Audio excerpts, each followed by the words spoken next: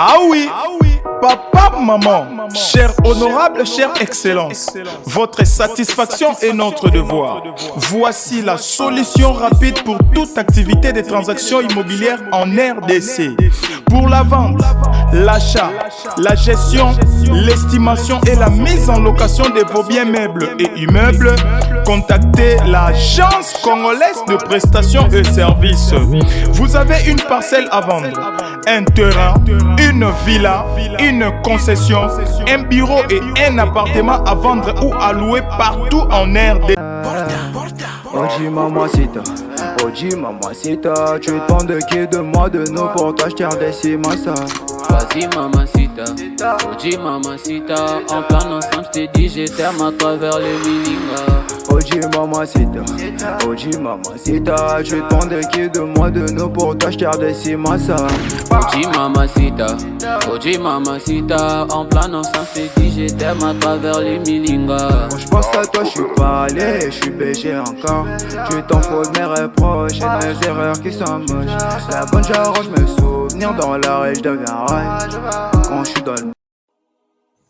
Mbote libota na ngai ezalaka bino nde kaka toyokanaki avant vidéo ebanda totyaka place tozali. Donc awa toza na ebandeli ya maluku. Donc so uti boulevard Lumumba oleki quartier oyo babengaka Kimpoko, nteleki Mpoko oyokota po ozwi nzela gauche oke maluku.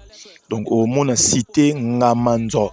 Donc Ngamanzo City eza jusqu'à na ebandelia entrée ya route maluku wana. Donc so leki kaka Kimpoko ozamba mona Ngamanzo City. Donc awa toana Ngamanzo City toana boulevard tolinga siko tokota na lupango yango yango pardon lupango te terrain yango yo terrain ngo eza 20 mètres sur 20 oyo totie na prix ya $6,500 à discuter.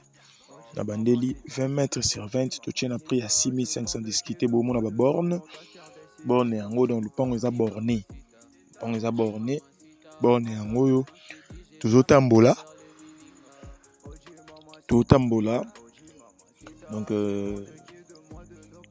tokoma ti place ba borne nyonso ezali tozomarche tout le monde dans tous les 4 bornes. Ce que ezali mpona kolakisaka lupango eza borné, c'est que lupango eza cadastré.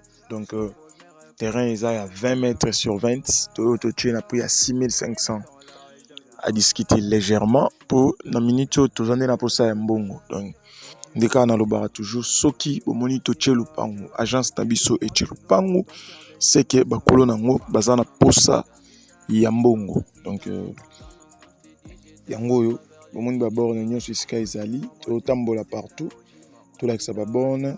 Donc awa toa toujours na quartier Ngamanzo City. Donc eza comme cité Ngamanzo yango oyo 20 mètres sur 20 $6,500 à discuter. Nzela ezali donc awa toza mosika te na marada mpe kaka askoyo par rapport ya mapango mosusu totyaki aoyo ekozala ba 5 à 10 minutes na makadam. Mais accessibilité ezali bato mpe bafandaka déjà. Donc ba mise en valeur ezali bato bafandi makambo nyonso eza kitoko. Donc makadam ezali mosusu wana mpe eza bapembeni ya bafleuve.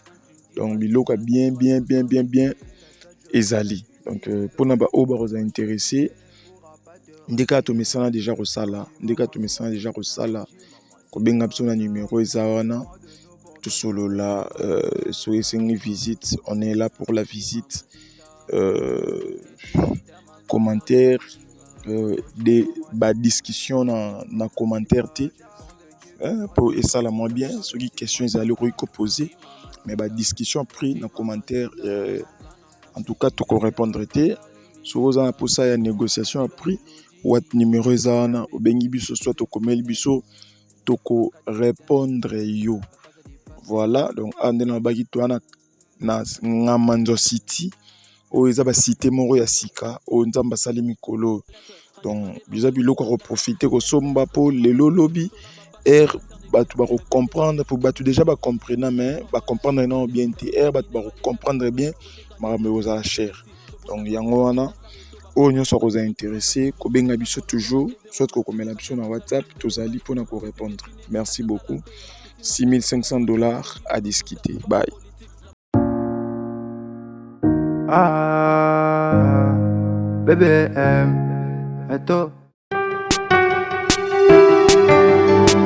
L'agence congolaise de prestations et services SARL, la solution rapide pour toute activité des transactions immobilières en République démocratique du Congo. Vente, achat, gestion, estimation, mise en location des biens meubles et immeubles. Contactez-nous au +243 85 27 79 630. Vous avez une parcelle à vendre, un terrain, une villa, une concession, un bureau et un appartement à vendre ou à louer, contactez-nous au +243 85 27 79 630. La CPS SARL est la première société et grand réseau spécialisé dans la vente et l'achat des biens immobiliers. Pour plus d'informations, visitez-nous sur le www.acpssrl.com. Agence congolaise de prestations et services SARL, votre agence de proximité.